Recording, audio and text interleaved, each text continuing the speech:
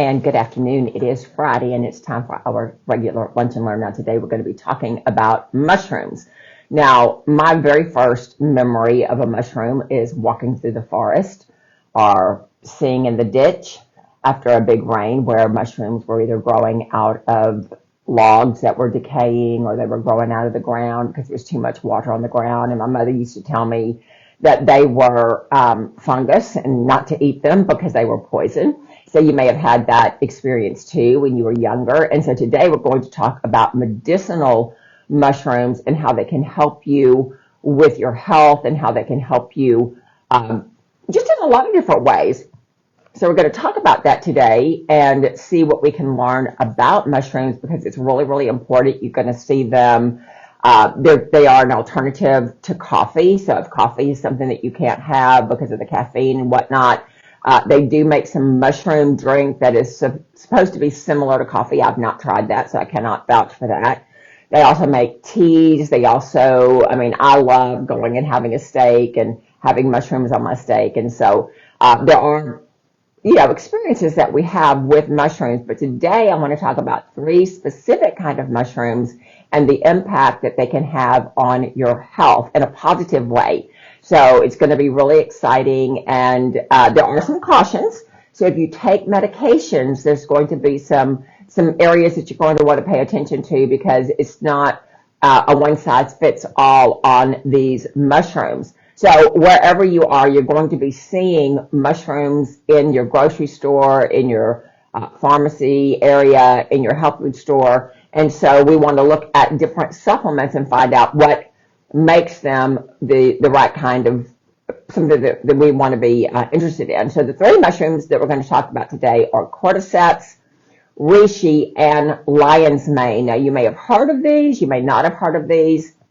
but we're going to be talking about this.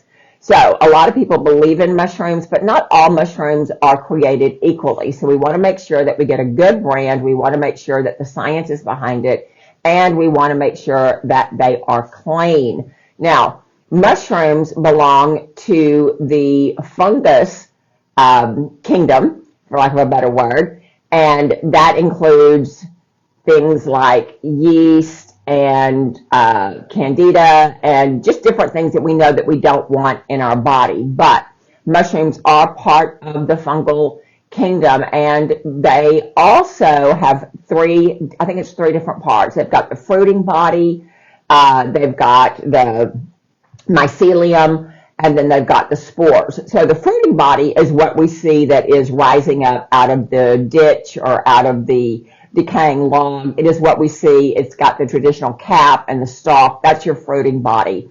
The mycelia is what goes underneath the ground or what goes into the rotting piece of wood, and that is a different, we would say it was like a root system. I don't know that it really is, but it kind of looks like that. And then the spores, this is how they propagate. And so the fruiting body will open up, and when it opens up, it releases all of those spores. So the fruiting body is the part that we eat. As I said, the mycelium is the underground colony and the branching structure. It forms something called hyphae, Hyphe. It absorbs the nutrients from the soil and transports it back up to the fruiting body. So it does act a little bit like roots, but they don't call them roots.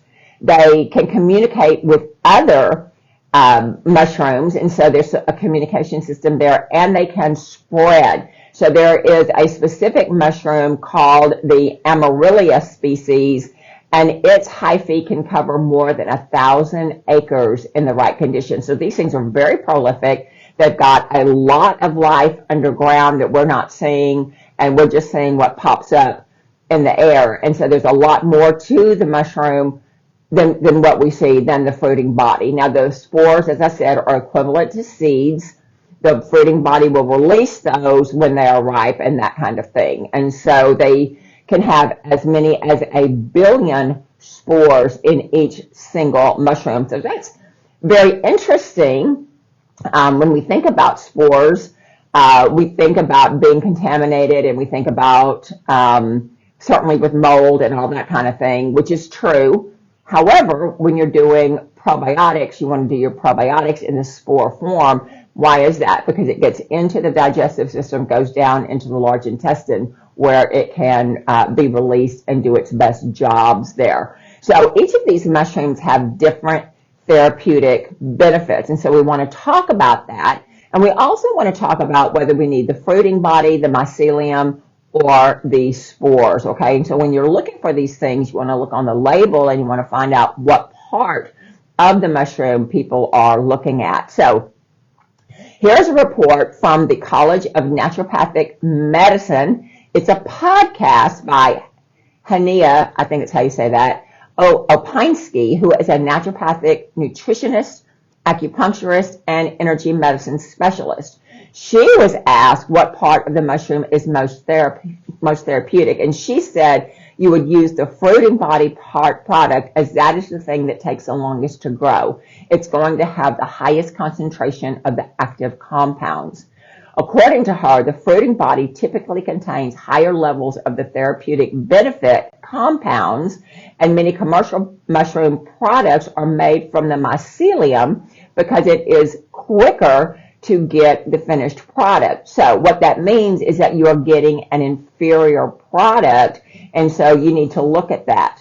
So the structural and complexity and bioactive compounds are packed inside of each different type of mushroom and plays an integral role on the action within the body to produce its therapeutic effects. Can't even talk today. So what she's saying is you want to do the fruiting body, not the mycelium, because the mycelium does not have as high a quantity of all of those ingredients that you want. Now, according to Martin Powell, who wrote the guide Medicinal Mushrooms, a clinical guide, there are 14,000 different species of mushrooms.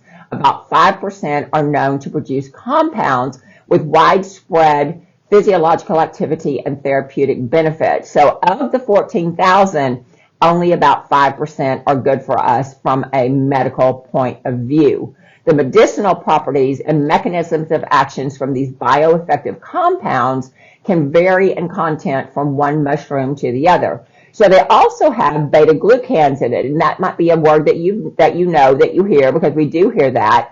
And this is a bioeffective compound in the mushrooms.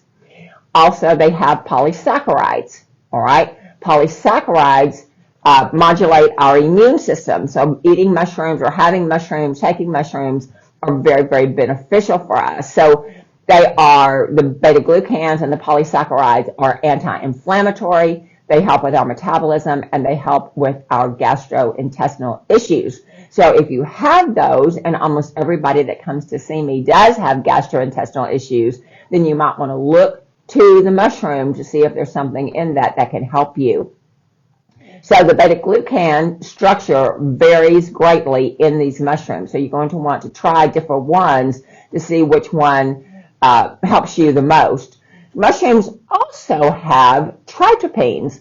Now, triterpenes are an alcohol substance, not alcohol like you drink, right? It's a special chemical compound, and this is a compound that is responsible for the mushroom's antiviral, anti-inflammatory, and even hypnotic properties. Now, we are not advising psilocybin mushrooms, okay? We're not recommending that at all. We're recommending the medicinal mushrooms, the cordyceps, the lion's mane, and the reishi. So with these mushrooms, the unique triterpenes, most notably the gonadendric acids in the reishi mushrooms, and the betulinic acid in the chaga mushrooms, okay? Research has uncovered more than 300 triterpenes in the reishi mushroom alone, many of which are not found in any other mushroom species. So if you are dealing with some serious diseases, the reishi mushroom is something that you want to look at because it has been clinically proven to help the human body in those kinds of situations. Mushrooms also produce sterols. Sterols have been shown to act against different kinds of tumors in animal studies.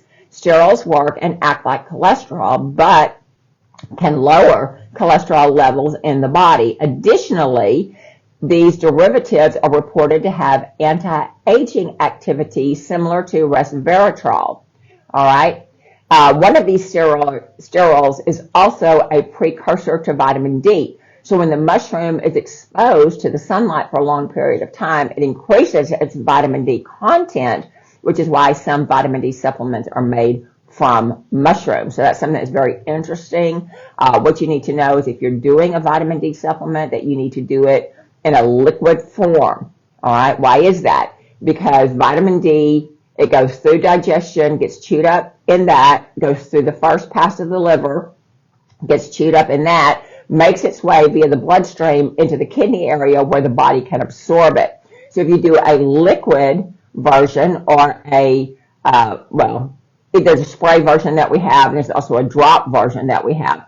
It's liquid. It goes right into the mucous membrane in your cheek and under your tongue. It bypasses your liver. It bypasses your digestion. So you get 100% of whatever you're taking. So this is why on those bottles it says 1,000 IUs or 50,000 IUs that you take one a day. The reason they're giving you so much is because they know it gets chewed up in digestion and gets chewed up in the first pass of the liver. When you're doing a liquid variety, you don't have to take near as much, and you get the benefit of 100% of what you're taking. Now, you do need to have vitamin K in order to absorb and utilize your vitamin D supplement. So make sure that your supplement has both vitamin D and K. I think it's K2, actually. All right, so that's really, really important. Researchers have shown that some mushrooms have statins, right? Naturally occurring statins that can lower cholesterol. They produce a product called lovastatin, okay, and I'll look that up because that sounded a little bit suspicious to me. But lovastatin is actually a chemical that the mushrooms make that can lower your cholesterol. Now, you're going to have to take a very large amount of it in order for it to have that kind of effect if that's what you need, but it does do that, and I did check that out. So just want to make sure that we're all on the same page on that. So medicinal mushrooms are in high demand because they are able to help you without the side effects of medication. However, as I said earlier, they can interact with medications too, so you want to make sure that you talk to your medical professional if you are taking any kind of prescription medicine. So cordyceps may be the most famous type of mushroom of all. It is the fungus responsible for infecting civilization on the HBO series, The Last of Us, and it was also the subject of discussion on Joe Rogan's podcast, where he claimed to take cordyceps before a workout session. So there are 750 species of cordyceps, and they mostly grow in China, in the high altitude regions of China. They are unique because they begin as a spore, infecting and growing inside various insects, depending on the type of cordyceps. Eventually, these mushrooms kill the insect, right, and then use the dead body as a food source so that they can continue to grow. So that just makes me sick at my stomach to think of that, and I know that's nature, and that's just the way things happen, and I'm okay with that. But I mean, really? We want to be putting something in our body that has killed something and then has used that as a food source. But that is exactly how it works. So cordyceps senescens is known as the caterpillar fungus. It parasitizes, all right, the host and the larva, the moth larva, and begins a life cycle, technically making it a parasitic fungus rather than a mushroom. So cordyceps, all right, it is used in several ailments, including lung, kidney, liver, and cardiovascular disease. It has been used to strengthen the immune system. Interestingly, in 1993, the Chinese market for this particular cordyceps exploded when China's female track team had a series of world-breaking record times, and they attribute that to a tonic made out of this cordyceps mushroom. So the sale of this has exploded, and in a 2020 study reported the cost of $20,000 per kilogram, making it the most expensive mushroom in the world. All right, so that's something that's pretty amazing. $20,000 per kilogram. A kilogram is 2.2 pounds, I think. So that's not very much. $20,000. That's a lot. So we do have cordyceps here in the clinic. I like all of the products made by Pharmanex because they go through at least 7 years of scientific testing and research and all that kind of stuff. We've got 75 different scientists on the team, and they make a product that has cordyceps in there. They say it promotes vitality and stamina, and that's exactly what the Chinese female track team found. And so if you're looking for a really good cordyceps product, then we have that, all right? It's best known, as I said, for their energy producing capability and to increase the body's ability to produce ATP. Now, ATP is what gets down into the nucleus of your cells, and it gives your cells that energy. And as we age, we quit producing ATP, and so the cordyceps mushroom helps us. So there was a study of 28 adults who consumed a mushroom blend containing cordyceps while participating in high-intensity exercise over 3 weeks. And they showed a significant improvement in the oxygen that their body was able to absorb during vigorous exercise, which indicates cardiovascular fitness. So if you are healthy and you want to take something to increase your cellular energy, then cordyceps is something that you might want to look at. Cordyceps is well tolerated in most people, but it can cause some gastrointestinal upset, such as nausea, diarrhea, and dry mouth. This fungus has hypoglycemic and antiviral effects, so you need to use caution with cordyceps if you are a diabetic and you're taking diabetic medicine. It can push your sugar too low. If you are fighting a viral load and you're taking medicine for viruses, then you want to be careful with cordyceps because it is going to increase the effectiveness of that, and you maybe have been prescribed too much if you add cordyceps into the mix. And so just be real careful with that. We don't want you, if you are diabetic and you're taking diabetic medication, we don't want you to be taking that and then also having these mushrooms, because that is going to just push your sugar lower and you could have a crash and burn, and we don't want that to happen. The next mushroom we're going to talk about is the reishi mushroom. Now, global annual sales of reishi were about $4.3 billion in 2023, but the market is expected to grow to $6.4 billion in 2028. It is one of the most popular medicinal mushrooms in the world. It is known in Japan as the mushroom of immortality. So people are taking it because they think it's going to give them longer life, better quality of life, all that kind of thing. And so we want to say, yes, everybody wants that. You know, we want to get older as long as we can keep or maintain our vitality and that kind of thing. So the reishi mushroom is called the mushroom of immortality. In China, it goes by the name Lingzi instead of reishi, and it is known as the herb of spiritual potency. Fine, I thought that was interesting. For thousands of years, people have used it to increase their vitality, support their immune functions, support cardiovascular health, and improve longevity. The part of the mushroom that they use is the fruiting body, and so that's what we want to look for. It usually grows on the side of dead and decaying trees in a shelf-like manner. So I'm sure you've seen this in the forest. I know I have. Reishi, produced for supplementation, is cultivated either on natural or synthetic logs in a controlled environment. Now, as we said before, with cordyceps, reishi also has the beta-glucans, the triterpenes, and the sterols. All these are in the cell walls of the fruiting body. And extracting these 3 compounds from the mushroom is not easy. It costs a lot of money. And eating them isn't all that beneficial because you're not going to be able just through digestion to get all the goodness that you want. You have to put the mushroom either in alcohol or in water and let it kind of decant into that liquid and then use that to make the supplement, all right? So the reported health benefits from reishi are impressive, making it one of the most commonly used medicinal mushrooms.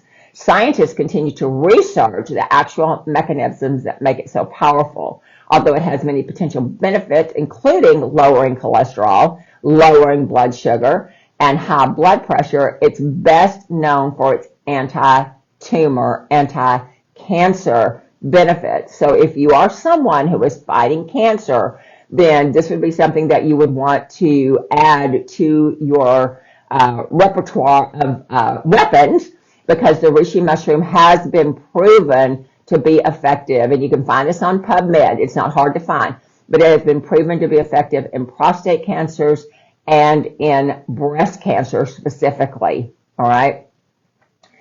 So reishi mushrooms have one of the best, it's one of the best adaptogenic things that the body can have. That means it helps the body if you're in too much stress. It helps calm that down. It helps you adapt to stress. So if you're anxious or overstimulated, it can help your immune system. The fruiting bodies have anti-cancer properties, reducing the expression of matrix metalloproteinase, that's a big word, an enzyme that facilitates the spread of cancer cells. So that's why if you have cancer, you're going to want to add reishi mushrooms into the mix because it stops the spread of cancer. It also limits the attachment of the cancer cells to the lining of the blood vessels to stop their spread throughout the bloodstream. So people can use this to treat lung, soft tissue, liver, white blood cell, breast, ovarian, colon, and bladder cancer. So there's a whole lot of cancer right there. And so reishi mushrooms are really, really important in that. A systematic review found that patients on anti-cancer regimens containing reishi were 1.27 times more likely to respond to chemotherapy and radiation. One study found that 65% of patients with advanced lung cancer reported an increased quality of life after taking reishi. And guess what? Pharmanex makes a really good reishi mushroom complex as well. So again, 7 years of study, 75 different scientists to make sure that what is in here is good for you. There's nothing in there that's bad for you. And there are all kinds of clinical studies on PubMed that you can look at that shows that the reishi mushroom is very, very effective in cancer treatment. So if that's you, you might want to look at that. Now, there are some risks and some side effects, as there are with everything. So reishi may cause insomnia, and it may cause nausea. More severe side effects might include liver toxicity, chronic diarrhea, pseudoparasitosis, the delusion that you have parasites, increased eosinophils, which is one type of white blood count that you have. Now, eosinophils being raised in your blood work is indicative of your having parasites. So I thought it was kind of funny that they would put it this way, because when I look at your blood work, I look at your monocytes and your eosinophils to see if you are perhaps battling some intestinal parasites. And honestly, parasites can be anywhere. And when we think of parasites, we think of worms, we think of something that we can see. But honestly, most parasites are one-celled organisms. They're amoebas, they're protozoans, they're flukes. They're just different things that you're not going to see. That's why everybody needs to do a parasite cleanse regularly, okay, a couple of times a year at the least, because we're all going to be exposed to them at one time or another. If you eat out, you're exposed to parasites. If you have animals, you're exposed to parasites. If your children play outside in the dirt, they're exposed to parasites. And so if you have them with one person in the family, you're going to have them with other people in the family as well. So people taking anticoagulants, sorry about that, people that are taking blood thinner medication. Also, people who are taking high blood pressure medication need to use caution when using reishi mushrooms because of the increase in bleeding.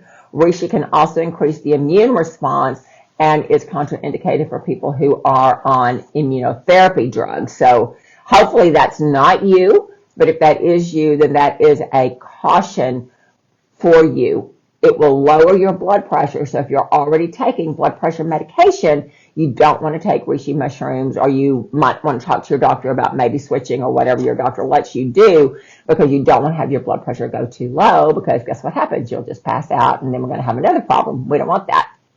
The third mushroom that we want to talk about today is called the lion's mane mushroom. And it isn't the typical mushroom with a cap and a stem like what we're used to seeing in the grocery store. Instead, it has teeth and gills where it releases its spores. All right, it grows on dead trees and fallen logs and is relatively common to find when walking around in the woods. Research shows that lion's mane has unique bioactive compounds with several health benefits. So be patient with me with these words, okay? They've got two bioactive compounds. One of them is called hericenones, and the other one is called iranescence. They help support brain health and the immune system and digestive tract health. Traditionally, lion's mane mushrooms were known to improve digestive health by preventing bacteria that causes gastric ulcer. So we know that the H. pylori bacteria causes gastric ulcers, and lion's mane mushrooms will help to alleviate that. Recently, it has become better known for its potential benefits in supporting the good brain health. So those two bioactive components, the hericenones and the iranescence, right, are only in lion's mane mushrooms. They can easily cross the blood-brain barrier, and they can stimulate the nerve growth factor production. Now, nerve growth factor is a critical role in developing neurons and can protect parts of the brain from damaging inflammation responsible for neurodegenerative diseases such as multiple sclerosis. So this is really, really important if you know someone with multiple sclerosis. Hopefully it's not you. And hopefully, really, we don't know people that have that. We do have people that come in with that. But lion's mane mushroom has been very, very effective to help regrow the neurons in the brain and to help mitigate this disease. Also, lion's mane mushrooms can help with dementia. One study showed that adults who were aged 50 to 80 who took 250 milligrams of lion's mane 3 times a day for 16 weeks, so is that 3 months, right? 4 months, scored higher on cognitive tests than the placebo group and had an overall better cognitive ability during supplementation. So if you're getting older and you're finding that you're not as sharp as you used to be, then you might want to try taking lion's mane mushroom at a dosage of 250 milligrams 3 times a day, and you will see that your brain functions much better. Now, it does take 16 weeks to get into the system. I think you get better and better, but 16 weeks was the optimum. But they also found that when you quit taking the supplement, guess what? That benefit declined. And so why would you stop? Why would you stop? If this is something that's going to help you with your cognitive abilities, why would you stop? I just don't understand that, okay? In a 2010 study, participants who ate cookies with a 0.5 gram of lion's mane fruiting body supplement for 4 weeks reported less anxiety than those who consumed the placebo cookies. Researchers believe that the increase in the nerve growth factor contributed to the anti-anxiety effects. Now, the nerve growth factor is not just limited to your brain health, it's also a significant role regulating within the body the gut-brain connection. So if you've got situations, and we have people that come in all the time that their gut and their brain are not talking to each other, then lion's mane mushroom can bridge that gap. So that's really, really important.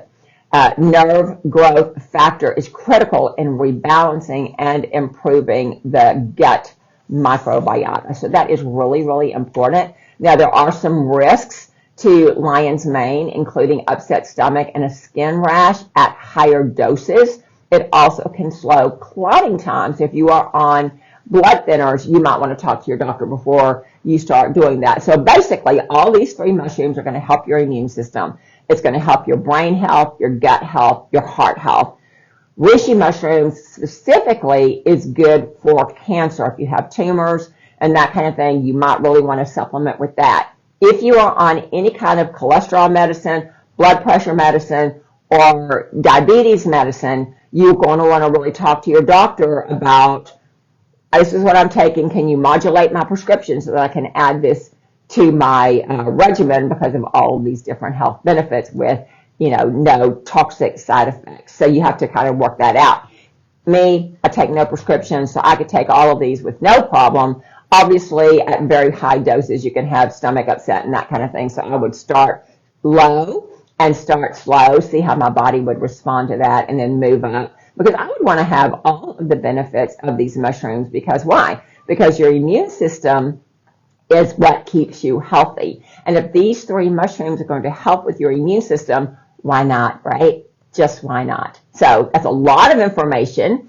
Let me know in the comments if you have any questions. Thank you for liking. Thank you for sharing. Thank you for commenting. Thank you for all the things, because it just helps Facebook know that we are trying to give you something that is valuable, that you can use, and that you can make your life better. It is the weekend. Spring is here, and so the weather is getting warmer and better. So enjoy yourself. Find something to do, self-care, something to rejuvenate, restore, and relax, because guess what? Monday's coming, and we're all back at work making a change in the world. So I will see you next Friday. Take care and have a safe weekend.